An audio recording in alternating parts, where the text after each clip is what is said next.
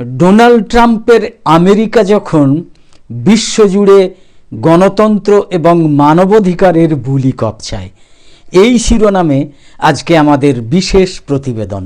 প্রতিদিনের মতো আজকের প্রতিবেদন উপস্থাপন করছি আমি জাকির হোসেন শেখ, আর ক্যামেরায় রুবিনা খাতুন। ডোনাল্ড ট্রাম্পের আমেরিকা যখন বিশ্বজুড়ে গণতন্ত্র এবং মানবাধিকারের বুলি কপচায়, সত্যিই তাই। একবিংশ শতাব্দীর এক ভয়ঙ্কর বর্বর সন্ত্রাসবাদী দেশ যখন বিশ্বজুড়ে গণতন্ত্র এবং মানবাধিকারের বুলি কপচায়, তখন দক্ষিণ গোলার্ধের মানচিত্রের দিকে তাকালে এক বীভৎস বৈপরীত্য ফুটে ওঠে। ভেনেজুয়েলা থেকে চিলি, কিউবা থেকে নিকারাগুয়া, প্রতিটা জনপদ আজ এক অঘোষিত বিশ্ব সন্ত্রাসবাদীর লিপ্সার শিকার। মার্কিন সাম্রাজ্যবাদ কোনো বিমূর্ত ধারণা নয়, এটা একটা সুপরিকল্পিত অমানবিক বর্বর যন্ত্র, যার জ্বালানি হলো অন্যের মাটির নিচেই থাকা তেল, তামা আর মাটির উপরে থাকা ফল, কফি, জমি, সম্পদ, আর যার চালিকা শক্তি হচ্ছে আধিপত্যবাদের নগ্ন আকাঙ্ক্ষা। আজ যখন ভেনেজুয়েলার সার্বভৌমত্বের ওপর নির্লজ্জ সন্ত্রাসবাদী হামলা চলে, তখন সেটা কেবল একটা দেশের আভ্যন্তরীণ সংকট থাকে না, বরং তা হয়ে ওঠে বিশ্বজুড়ে সাম্রাজ্যবাদী আগ্রাসনের এক নগ্ন প্রদর্শনী।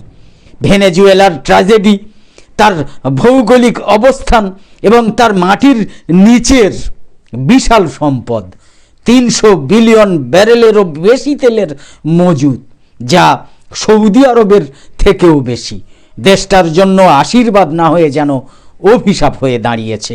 1954 সালে গুয়াতেমালার নির্বাচিত আরবেঞ্জ সরকারকে উৎখাত করার সময় পাবলো নেরুদা যে ইউনাইটেড ফ্রুট কোম্পানির কথা লিখেছিলেন, আজ তা বদলে হয়েছে অ্যাকশন মোবিল বা শেভরন। তারা তাদের রক্তমাখা তলোয়ার নিয়ে এলো আর আমাদের কফির বাগানগুলো ছিঁড়ে নিল। তারা আমাদের নাম দিল ব্যানানা রিপাবলিক। তারা এক নায়কদের বসিয়ে দিল আমাদের কাঁধে, আর আমাদের মৃতদেহগুলোর ওপর দিয়ে তাদের কোম্পানির জাহাজগুলো পাল তুলে দিল।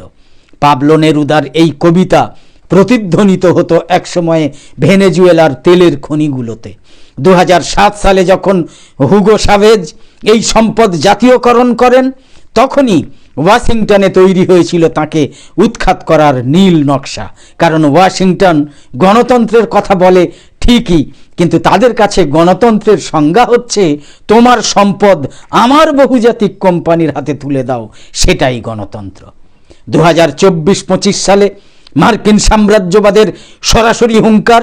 মার্কিন কোম্পানিগুলো ভেনেজুয়েলার তেল উৎপাদন ব্যবস্থার সংস্কার করতে চায়, এই তাদের হুঙ্কার, যা আসলে সেই পুরনো দস্যুবৃত্তিরই আধুনিক সংস্করণ।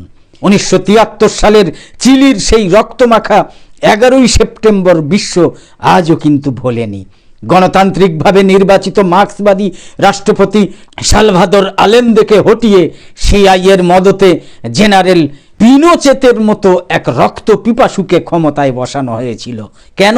কারণ আলেন্দে চেয়েছিলেন চিলির খনিজ সম্পদ চিলির মানুষের হোক।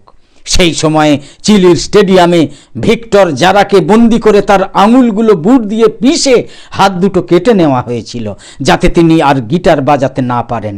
এই নিষ্ঠুরতাই মার্কিন সাম্রাজ্যবাদের প্রকৃত চেহারা।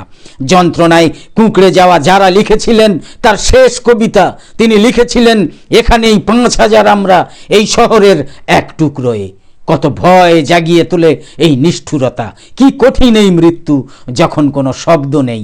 এখানে সব কিছুই নিস্তব্ধতা আর আর্তনাদ। এই নিস্তব্ধতা আমার এই গানেরই শেষ কথা। কিন্তু সাম্রাজ্যবাদীরা জানতো না যে যারাকে মেরে ফেলা গেলেও তার গান আকাশে বাতাসে লেখা হয়ে গিয়েছিল। আজও তাই ভেনেজুয়েলার রাজপথে মার্কিন আগ্রাসনের বিরুদ্ধে স্লোগানে ভিক্টর জারার কণ্ঠস্বরী প্রতিধ্বনিত হচ্ছে প্রতিদিন। ভেনেজুয়েলা বা কিউবার ওপর মার্কিন নিষেধাজ্ঞা কোনো আইনি পদক্ষেপ নয়, বরং এটা মানবিকতা, মানুষের অধিকারের বিরুদ্ধে একটা বর্বরচিত অঘোষিত অর্থনৈতিক যুদ্ধ। একে বলা হয় কালেকটিভ পানিশমেন্ট বা সমষ্টিগত শাস্তি। একটা গোটা জাতিকে ক্ষুধার্ত রেখে তাদের খাদ্য, তাদের ওষুধ এবং তাদের শিশু খাদ্য থেকে বঞ্চিত করে সরকারকে উৎখাত করতে বাধ্য করা, এর চেয়ে বড় অমানবিকতা আর কি হতে পারে? পাবলো নেরুদা তার আই এক্সপ্লেইন ফিউ থিংস কবিতায় যা বলেছিলেন, আজকের ভেনেজুয়েলার গলিগুলোতে তাকালে সেই চিত্রই ফিরে আসে। বলেছিলেন তিনি, আসুন দেখুন গলিগুলোতে রক্ত, আসুন এবং দেখুন গলিগুলোতে বয়ে যাচ্ছে রক্ত। প্রতিটা মরা শিশুর ভেতর দিয়ে দেশ জেগে উঠছে, প্রতিটা ক্ষত থেকে বেরিয়ে আসছে আগ্নেয়গিরি, তিনি বলেছিলেন তার কবিতায়। লাতিন আমেরিকাকে মার্কিন প্রশাসন তার ব্যাকইয়ার্ড বা পেছনের উঠোন মনে করে। 1823 সালের সেই কুখ্যাত মুনরো ডক্ট্রিন আর 1904 সালের রুজভেল্ট করোলারি মতবাদ নিয়েই সামরিক হামলা চালিয়ে যাচ্ছে আজও। উল্লেখ্য যে 1904 সালে president Theodore Roosevelt Munro doctrine নীতির সাথে একটা সংশোধনী যোগ করেছিলেন। তিনি বলেছিলেন, লাতিন আমেরিকার কোনো দেশে যদি তথাকথিত অব্যবস্থাপনা দেখা দেয়, তবে সেখানে শৃঙ্খলা ফেরাতে আমেরিকা আন্তর্জাতিক পুলিশ হিসাবে সামরিক হস্তক্ষেপ করার অধিকার রাখে। আজও তাদের বর্বর, হিংস্র, রক্তখেকো লোলুপ মগজে এটাই সক্রিয়। কিউবার বে অব পিগস আক্রমণ থেকে শুরু করে নিকারাগুয়ার কন্ট্রাযুদ্ধ সবই ছিল সমাজতান্ত্রিক আদর্শকে গলা টিপে হত্যার চেষ্টা। 80-র দশকে যখন নিকারাগুয়ার সান্দিনিস্তারা সাধারণ মানুষের জন্য স্কুল, হাসপাতাল বানাচ্ছিল, তখন আমেরিকা সেখানে কন্টা নামক জঙ্গি বাহিনী পাঠিয়ে রক্তগঙ্গা বইয়ে দিয়েছিল। আজ ভেনেজুয়েলা যখন রাশিয়া এবং চীনের সাথে বাণিজ্যিক সম্পর্ক গড়ে তুলেছে, তখন আমেরিকার গায়ে জ্বালা ধরেছে, কারণ তারা চায় না লাতিন আমেরিকার কোনো দেশ স্বাবলম্বী হোক এবং সেই দেশের প্রাকৃতিক সম্পদের মালিকানার অধিকার থাক একমাত্র মার্কিনী লুটেরাদেরই। চীন বা রাশিয়ার সাথে তেলের বিনিময়ে খাদ্য, ওষুধ বা আত্মরক্ষার জন্য যুদ্ধাস্ত্র আমদানি ট্রাম্পের ঘোর নাপসন্দ। তাই প্রথমে হুমকি, তারপর তৃতীয় শ্রেণীর গুন্ডার মতো একটা স্বাধীন, সার্বভৌম, গণতান্ত্রিক দেশের নির্বাচিত রাষ্ট্রপ্রধান নিকোলাস মাদুরোকে সস্ত্রীক অপহরণ করে এখন মুক্তিপণ চাইছে, বলছে তোমার দেশের তেলের মালিকানা আমাদের হাতে তুলে দাও। এ তো 100% মার্কিনী গুন্ডামি। 1953 সালে সিআইএ এবং ব্রিটিশ গোয়েন্দা সংস্থা মিলে ইরানের নির্বাচিত প্রধানমন্ত্রী মোহাম্মদ মোসাদ্দেককে ক্ষমতাচ্যুত করে রাজতন্ত্র ফিরিয়ে এনেছিল। 1961 সালে কঙ্গোর প্রথম প্রধানমন্ত্রী এবং আফ্রিকা মহাদেশের এক বিপ্লবী নেতা প্যাট্রিস লুমুম্বাকে হত্যার পরিকল্পনা ছিল সিআইএরই। তাকে বন্দি করার পর নৃশংসভাবে হত্যা করা হয়েছিল। সিআইএ কিউবার নেতা ফিদেল কাস্ত্রোকে মারার জন্য 638 বার পরিকল্পনা বা চেষ্টা করেছিল। এর মধ্যে বিষাক্ত চুরুট থেকে শুরু করে বিস্ফোরক শামুক পর্যন্ত অদ্ভুত সব পরিকল্পনা পর্যন্ত ছিল। শুধু কমিউনিস্ট নেতারাই নয়, মার্কিনীদের এক সময়ের সহযোগী এবং তাদের পুতুল রাষ্ট্রপ্রধানরাও এদের হাতে খুন হয়েছেন বিভিন্ন সময়ে। 1963 সালে মার্কিন মদতপুষ্ট এক অভ্যুত্থানে দক্ষিণ ভিয়েতনামের প্রেসিডেন্ট নগো দিন দিয়েমকে হত্যা করা হয়েছিল। সেই সময়ে দক্ষিণ ভিয়েতনাম ছিল আলাদা দেশ এবং দিন দিয়েম ছিলেন প্রবল কমিউনিস্ট বিরোধী। শুরুতে আমেরিকার খুব ঘনিষ্ঠ হলেও পরবর্তীকালে মার্কিনীদের স্বার্থ রক্ষায় ব্যর্থ হলে আমেরিকার সাথে তার সম্পর্কের অবনতি ঘটে। 1963 সালের 1 নভেম্বর দক্ষিণ ভিয়েতনামের সেনাবাহিনী মার্কিন গোয়েন্দা সংস্থা সিআইএর পরিকল্পনায় এক সামরিক অভ্যুত্থান ঘটায়। 2 নভেম্বর 1963 সালে একটা গির্জা থেকে তাকে এবং তার ভাই নগো দিন নুহুকে গ্রেপ্তার করা হয়। একটা সাঁজোয়া গাড়ির ভেতরে তাদের দুজনকে অত্যন্ত নৃশংসভাবে গুলি করে হত্যা করা হয়। 2003 সালে সম্পূর্ণ মনগড়া অসত্য এক অভিযোগের ভিত্তিতে মার্কিন সেনা ইরাক দখলের যুদ্ধে নামে।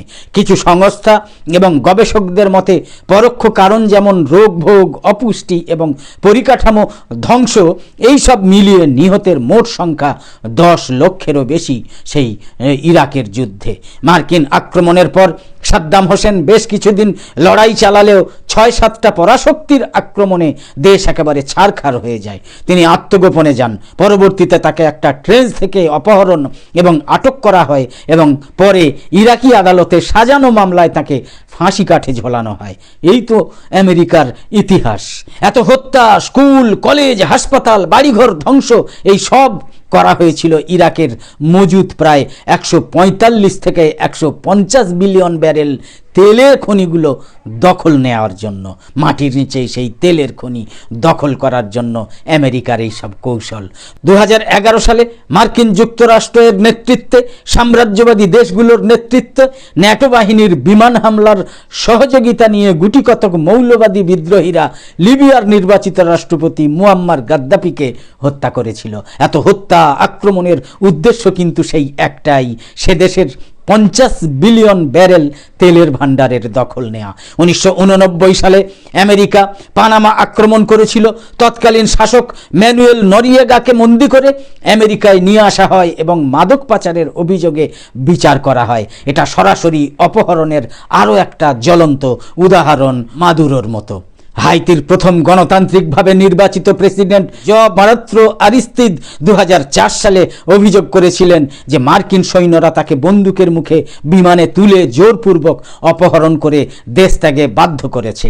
সিআইএর কাজের ধরন হলো নিজেরা সামনে এসে সরাসরি হত্যা না করে স্থানীয় বিদ্রোহী বা সামরিক বাহিনীকে সমর্থন দিয়ে অভ্যুত্থান ঘটায়। তবে পানামার নরিয়েগা বা ইরাকের সাদ্দাম হোসেন অথবা লিবিয়ার গাদ্দাফির হত্যার ক্ষেত্রে তারা সরাসরি আটক এবং হত্যার প্রক্রিয়ায় যুক্ত ছিল।